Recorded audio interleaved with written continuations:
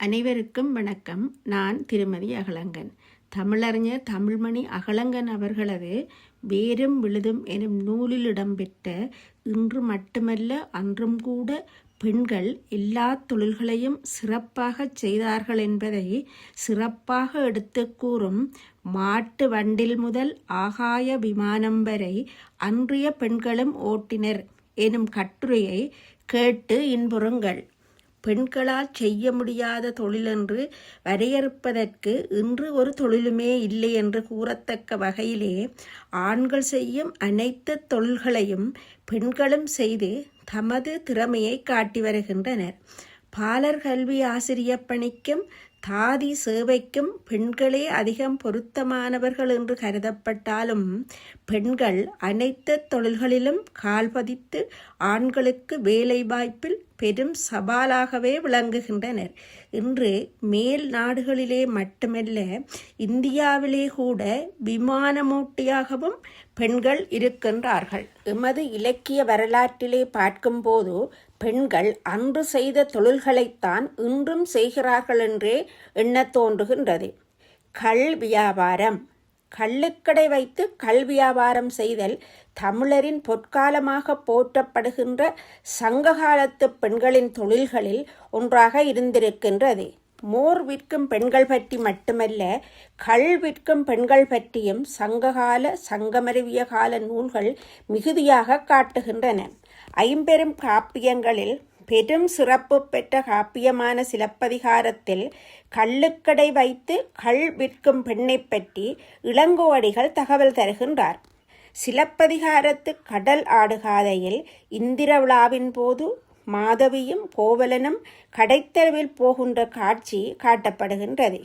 விடிகாலை பொழுதில் வியாபாரிகளின் கடைகளிலே இருந்த விளக்குகளின் பிரகாசங்கள் எல்லாம் ஒன்றாகச் சேர்ந்து கடற்கரையில் இடித்த மாவை போன்ற வெள்ளை நிறமான நுண்மணலிலே ஒரு சிறு வெண்ணிறமான வெண்கடுகு விழுந்தாலும் கண்டெடுக்கக்கூடியதாக வெளிச்சம் இருந்தது என்று சொல்கிறார் இளங்கோ அடிகள். வண்ணமும் சாந்தம் மலரும் சுண்ணமும் பண்ணிய பகுதியும் பகர்வோர் விளக்கமும் செய்வினை கம்மியர் கைவினை விளக்கமும் காளியர் மோதகத்து ஊளுரு விளக்கமும் கூவியர் ஹாரகல் குடக்கால் விளக்கமும் நொடை நவில் மகடோ கடைகளு விளக்கமும் இடை இடை மீன்விலை பகர்வோர் விளக்கமும் இலங்கு நீர் வரைப்பின் கலங்கரை விளக்கமும் விலங்குவலை பரதவர் மீந்துமில் விளக்கமும் மொழி பெயர் தே எத்தோர் ஒளியா விளக்கமும் களி பெரும் பண்டம் காவலர் விளக்கமும் எண்ணு வரம்பு அறியா இயைந்து ஒருங்கு ஈண்டி இடிக்கலப்பு அன்ன ஈரையிர் மருங்கில் கடிப்பகை காணும் காட்சியது ஆகி.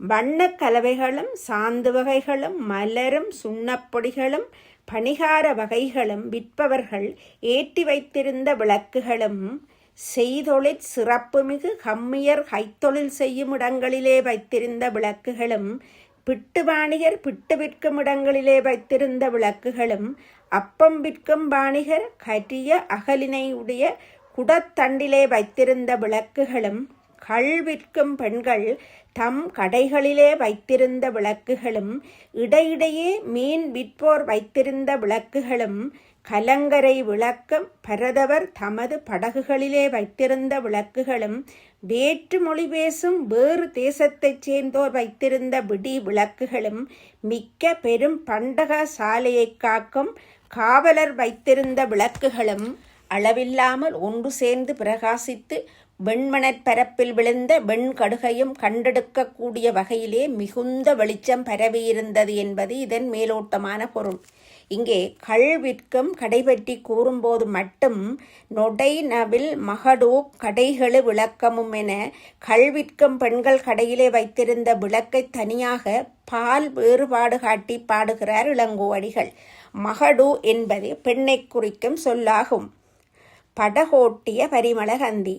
மகாபாரத கதையில் வரும் சந்தனு மகாராஜனின் மனைவியாகிய சத்தியவதி மச்சகந்தி என்ற பெயரோடு தாசராஜன் என்னும் பெயர் கொண்ட செம்படவர் தலைவனின் மகளாக வளர்ந்தவள்.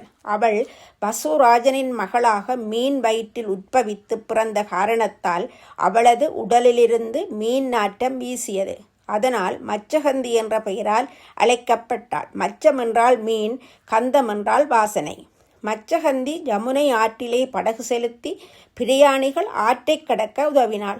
அக்காலத்தில் தான் பராசரர் என்ற முனிவர் அந்த யமுனை ஆற்றை கடக்க வந்து மச்சகந்தியின் படகில் ஏறினார். அந்த பராசர முனிவருக்கும் மச்சகந்திக்கும் பிறந்த மகனே உலகம் போற்றும் மகாபாரத கதையை அருளிச் செய்த வியாச முனிவர் ஆவார். பராசர முனிவரின் அருளினால் மச்சகந்தியின் உடலிலிருந்த மீன் நாற்றம் மாறி பரிமள வாசம் வீசியது. அதனால் அவள் பரிமளகந்தி என்று அழைக்கப்பட்டாள்.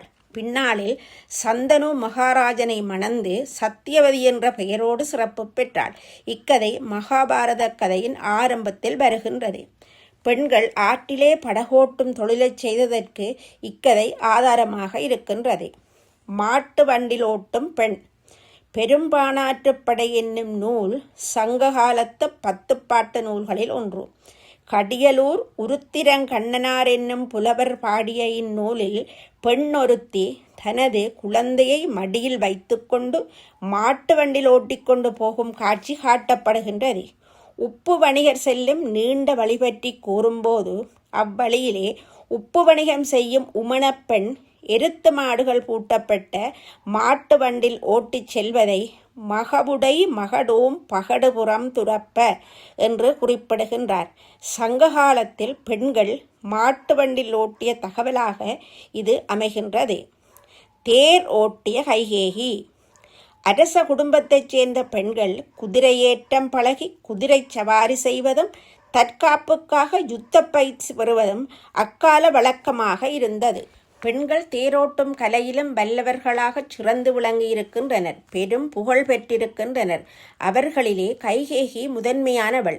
தசரதன் சம்பராசுரனுடன் யுத்தம் செய்ய சென்ற பொழுது கைகேகியே தசரதனின் தேரோட்டியாக இருந்தாள். தேரோட்டும் கலையிலே கைதேர்ந்தவளான கைகேகி தனது கணவனான தசரதனுக்கு யுத்தகலத்திலே ஆபத்து ஏற்பட்ட போது மிகவும் புத்திசாதுரியமாக தேரை திசை திருப்பி சென்று தசரதனின் உயிரை காப்பாற்றினாள். அதனால் மனம் மகிழ்ந்த தசரதன் தனது உயிரை காத்த கைகேகி எப்போது வேண்டுமானாலும் கேட்டு பெற்றுக்கொள்ளக்கூடியதாக 2 வரங்களை கொடுத்தான். இவ்வரங்களை கேட்கும்படி கூனி எனப்படும் மந்தரை கைகேகிக்கு அறிவுரை சொல்லும்போது சம்பராசுரனுடன் நடைபெற்ற யுத்தத்துக்கு கைகேகி தேரோட்டியதையும் தசரதன் 2 வரங்கள் கொடுத்ததையும் பின்வருமாறு நினைவுபடுத்துகிறாள்.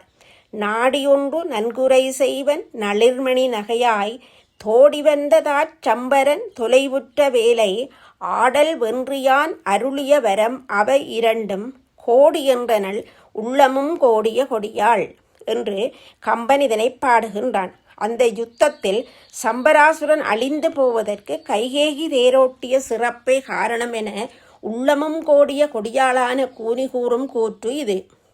விமானமோட்டிய விசையை. சீவக சிந்தாமணி என்னும் நூல் 50 காப்பியங்களில் மிகுந்த காவியச் சிறப்பு பொருந்தியது. கற்பனை வளம் மிகுந்தது. கவிச்சக்கரவர்த்தி கம்பனின் இராமாயணச் சிறப்பிற்கு திருத்தக்கதேவர் பாடிய சீவக சிந்தாமணியே பெரிதும் காரணமாக அமைந்தது என்று பேராசிரியர்கள் பலர் கருதுகின்றார்கள். அத்தகைய கவிநயமும் கற்பனை செழுமையும் காவிய அமைப்பு செம்மையும் நிறைந்த சீவக சிந்தாமணியிலே வருகின்ற கதாநாயகன் சீவகன். அவனது தாய் விசையை.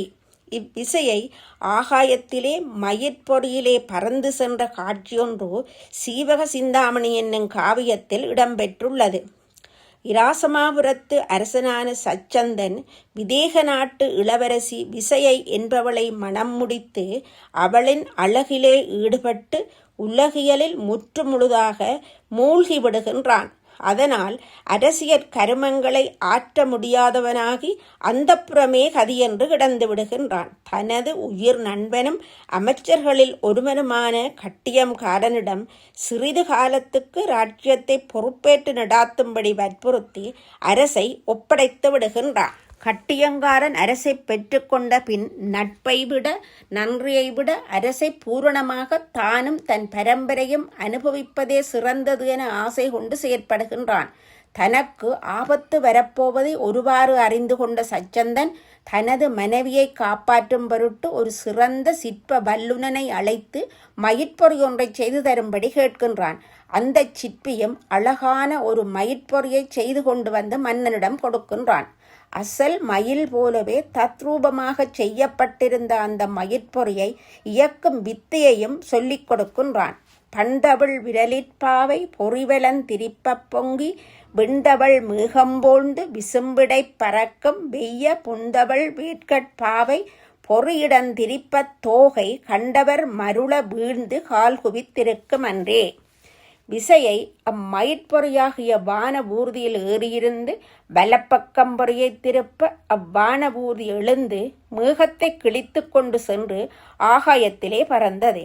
பொறியை இடப்பக்கம் சுழற்ற அந்த மயில் ஊர்தியாகிய விமானம் கீழே இறங்கி வந்து கால்களை குவித்து பக்குவமாக நிலத்தில் இருந்து கொண்டது. இன்றைய ஆகாய விமானங்களுக்கும் உலங்கு வான் ஊர்திகளுக்கும் இது ஒரு முன்னோடியாக இருந்திருக்கிறது என எண்ணும்போது ஆச்சரியமாக இருக்கிறது. கட்டியங்காரன் சச்சந்தனை கொல்லும்படி ஒரு தெய்வம் தன் கனவில் வந்து தொல்லை கொடுப்பதாக பொய்கூறி சச்சந்தனை கொல்ல முயல்கின்றான். அதை அறிந்த சச்சந்தன் நிறைமாத கற்பிணியாக இருந்த தன் மனைவியை மயிற்பொறியான அந்த வானபூர்தியில் ஏறி தப்பிச் செல்லும்படியாக அனுப்பிவிட்டு போருக்கு செல்கின்றான்.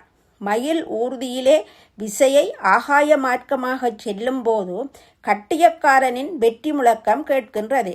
கேட்ட அளவிலே தன் கணவனுக்கு ஆபத்து என்பதை உணர்ந்து மயங்கி விடுகின்றாள்.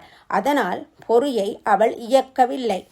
அம்மயிலூர்தி தானாகவே வேகம் குறைந்து மெதுவாக அழகிய மலர் மாலையானது பஞ்சனையிலே வீழ்ந்தது போல பக்குவமாக ஒரு மயானத்தில் தரை இறங்கியது என்று திருத்தக்க தேவர் தனது சீவக சிந்தாமணி என்ற காவியத்தில் சொல்கின்றார். இயக்காது விட்டாலும் பிரயாணிகளுக்கு எந்தவிதமான துன்பமும் ஏற்படாமல் பக்குவமாக கீழே இறங்கும் இம்மயிலூர்தியை பற்றி நினைக்கும் போது வியப்பானதாக இருக்கின்றது. பெண்கள் மாட்டு வண்டில் முதல் ஆகாய விமானம் வரை முற்காலத்தில் ஓட்டிய நிகழ்ச்சிகளை பார்க்கும் பொழுது இடைக்காலத்தில் பெண்களின் நிலை எப்படி மாற்றமடைந்ததோ என்ற ஐயமும் ஆச்சரியமும் இதயத்தில் எழவே செய்கின்றன. நன்றி, வணக்கம்.